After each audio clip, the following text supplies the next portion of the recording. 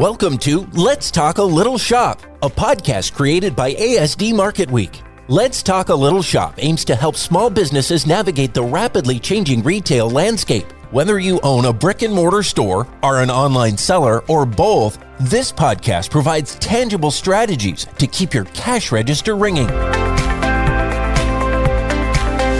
Hi everyone, it's Michaela and I am here on Let's Talk a Little Shop for ASD, and I am back with Courtney and Jen of the Ad Girls. And if you were at the last show, they spoke on the floor. We did some really amazing one-to-one videos with them about Facebook ad optimization and performance, and I invited them to come back and talk to us about the further changes and the updates, because there's a lot happening within Facebook and Instagram right now. So the girls are back to kind of take it to the next level with us. And so ladies, say hello to the audience and we're going to jump right into it. Hi, I'm so excited to be here. Can we always be referred to as the girls? The girls. Heck yeah. Badass ladies, whatever you want to call it. You guys are amazing. Throwing that down at the same time. It's fine. I love it. So Jen, Courtney, since the last time we talked, there's a lot that's been happening with Facebook ads. And almost anyone used to kind of be able to kind of test it. And these days, I'm always telling retailers you might want to seek some professional help. Same thing with Google ads. So let's start by talking about what are some of the new rules of Facebook ads in general. I'm gonna start this one because I know that I am the rule follower and Jen is the rule breaker, and so I will share my rules, and then Jen, you can tear them apart. So since iOS 14 happened, which for anyone that doesn't know, iOS is the Apple operating system. Yep. When they released the 14th version, we lost access to tracking capabilities. So when people clicked to your website from Facebook or an Instagram ad, we sort of lost the opportunity to follow them on their journey if they opted out of tracking, which about 75 to 80% of people did. So we lost a lot. We lost a lot of insight and a lot of data. And with that, we also lost access to interest audiences. So things like being interested in, certain brands or having being in a certain demographic. We lost a lot of that information during that update as well. And so the biggest thing that has changed is the way in which we do advertising. Advertising is an ever-evolving platform, but instead of relying on the incredibly advanced Facebook algorithm to do a lot of the finding of people and targeting really specific niches, we actually now go quite a bit more broad with the way that we use Facebook and Instagram ads.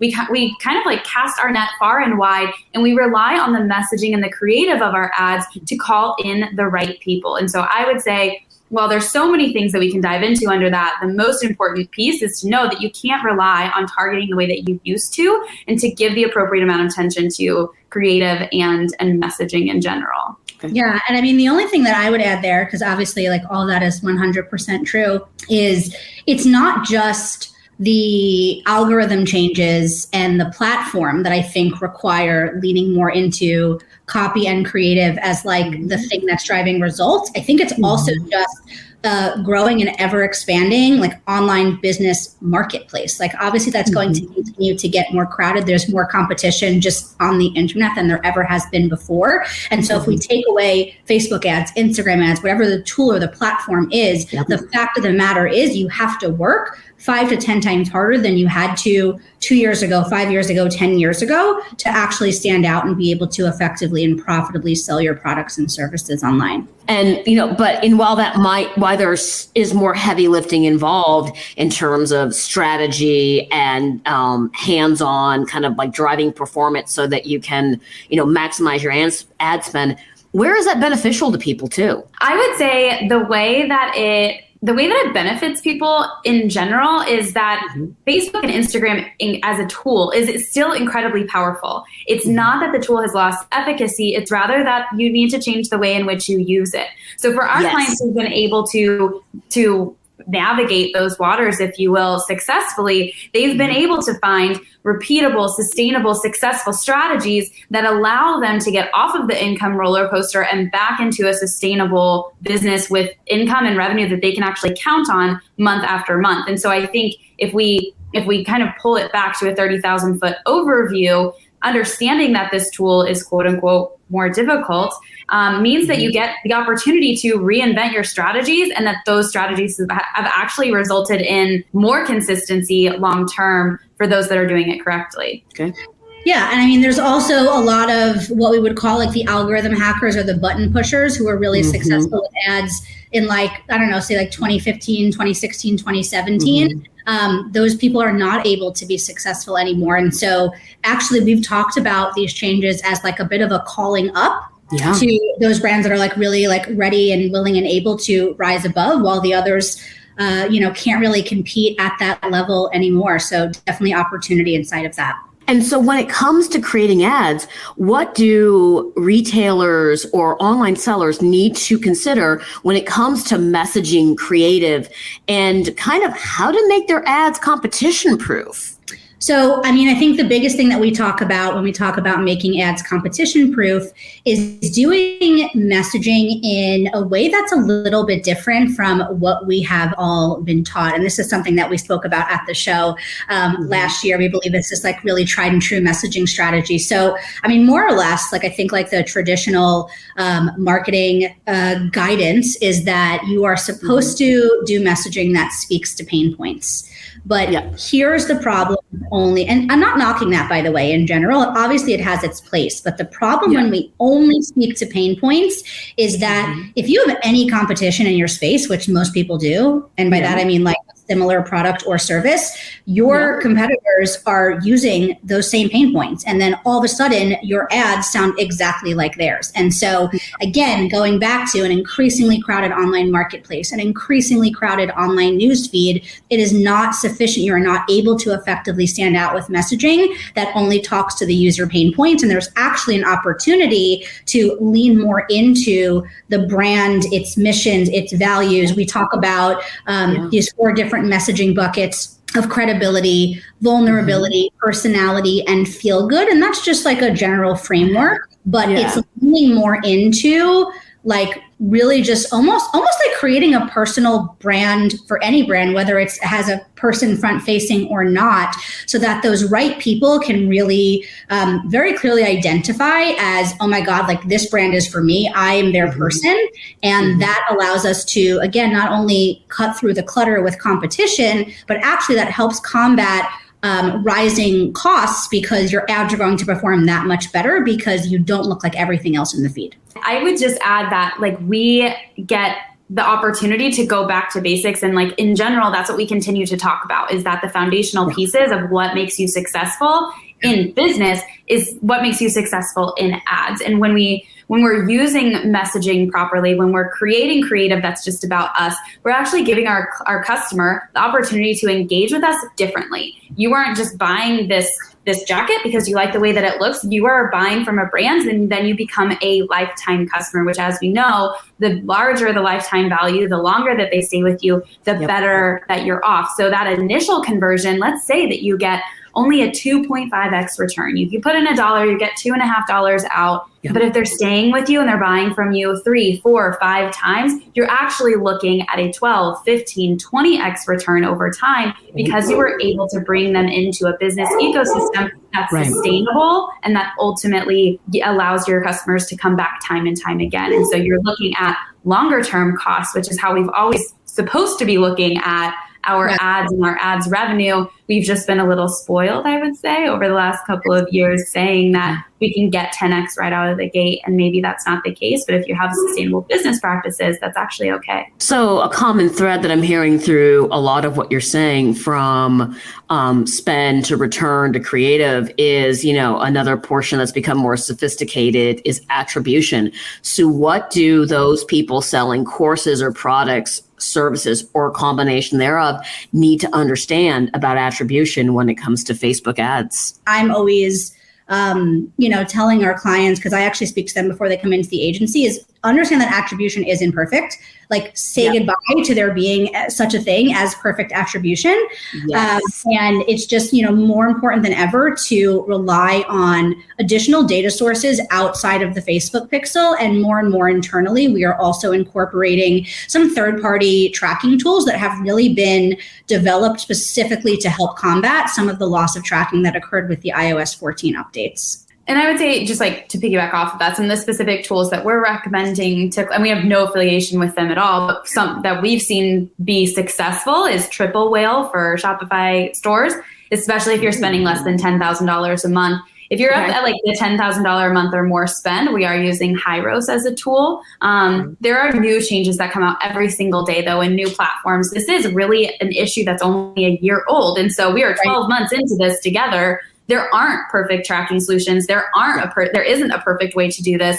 And as long as we are staying sort of like abreast to the things that are coming out and being agile and flexible and trying new ways to complete that attribution circle, I think that's what's most important. So the way that attribution changed is that we now have, even if you did opt into tracking, we actually now have a smaller window. Whereas before we would have 28 days for that person to see your ad, for that person to click on your ad and then convert. We now really only have 7.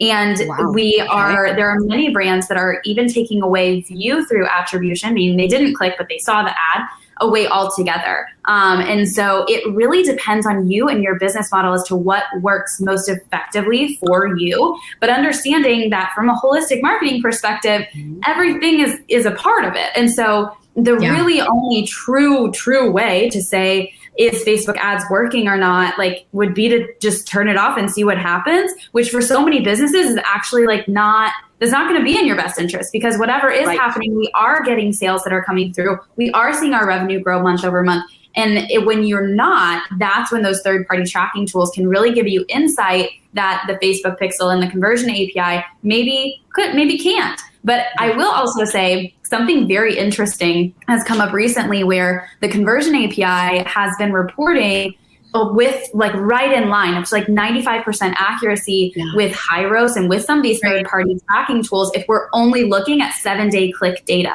which is so interesting because that means that Facebook, the ivory tower of Facebook, is figuring things out on their end to ensure that the trackability does continue to improve and ensure that our attribution in general as a business, that it continues to evolve with the marketplace. And so that is really encouraging news. Literally in the last few weeks, we've been seeing it happen internally. I'm not hearing anyone else talk about it, but we've seen it on a couple of accounts that it's quite accurate. It's getting to be quite accurate.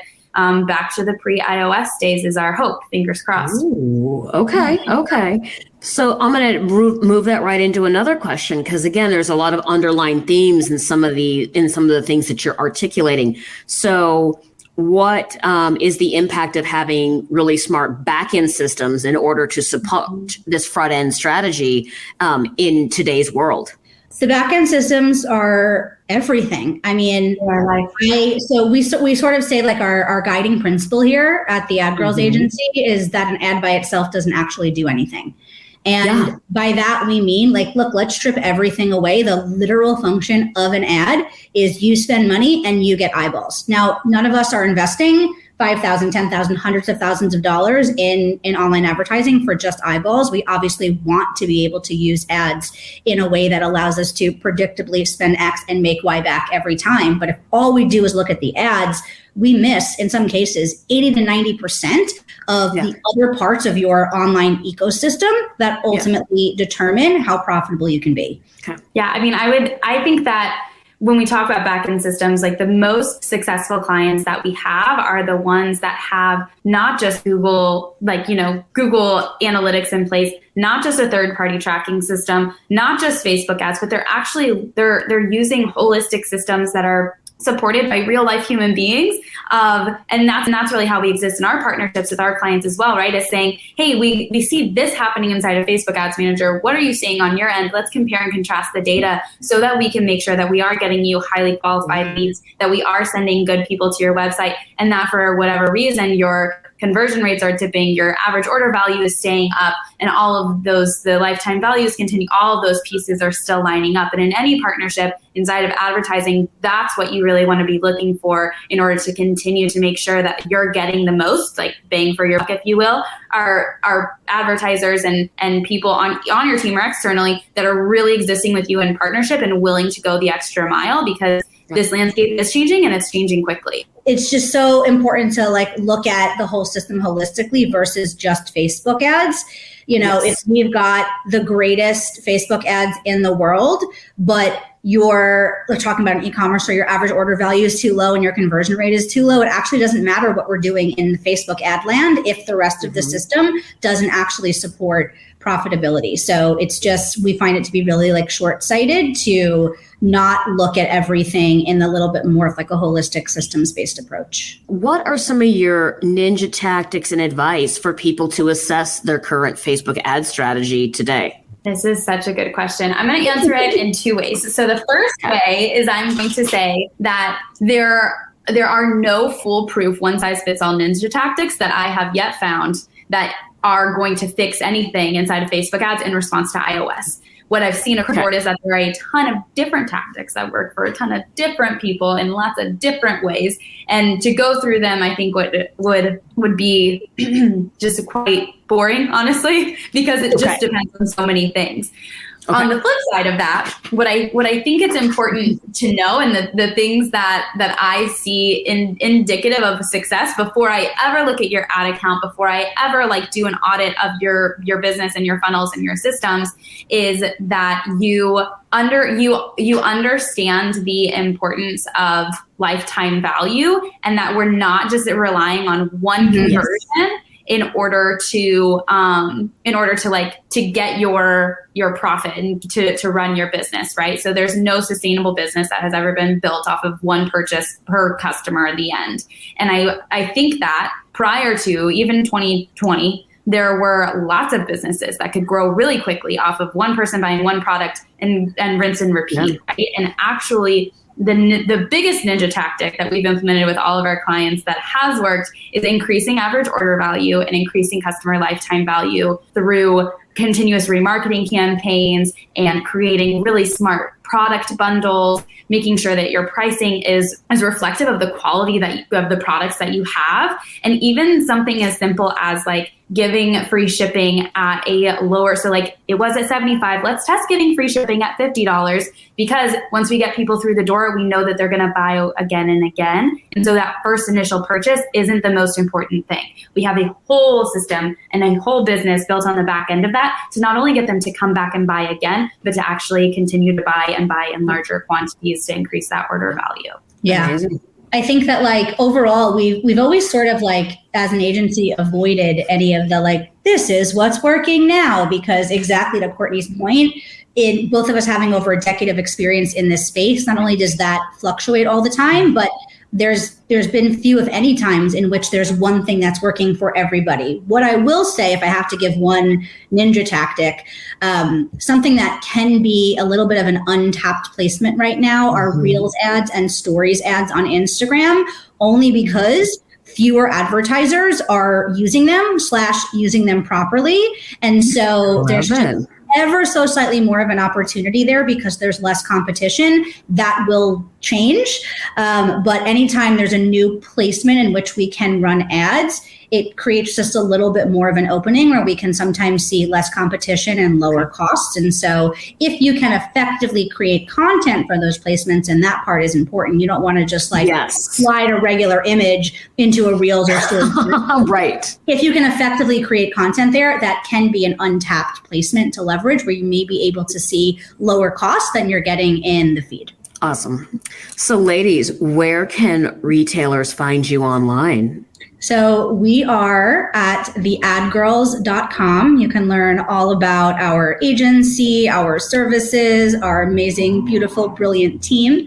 And then we're also the Ad Girls on Instagram. And then I am personally Jen Spivak on Instagram, Jen with 2 N's.